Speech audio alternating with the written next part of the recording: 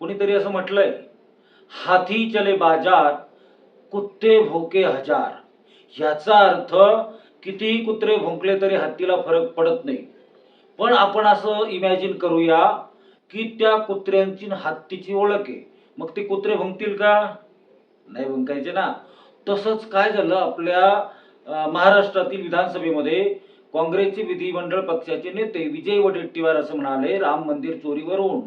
ते म्हणाले की त्या राम मंदिर चोरीमध्ये भाजप, RSS किंवा नरेंद्र मोदी, मोहन भागवत यांनी आक्रमकपणे त्या चोरांविरुद्ध मोहीम का नाही उघडली.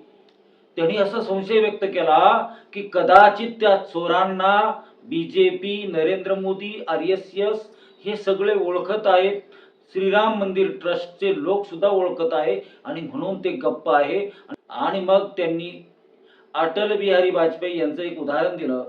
अटल बिहारी वाजपेयी एकदा म्हणाले होते लोकसभेमध्ये कि जब किसी घर में चोरी होती है और कुत्ते भौंकते नहीं है, जब किसी घर में चोरी होती है और कुत्ते भौंकते नहीं है, इसका मतलब कुत्ते चोरों को पहचानते हैं.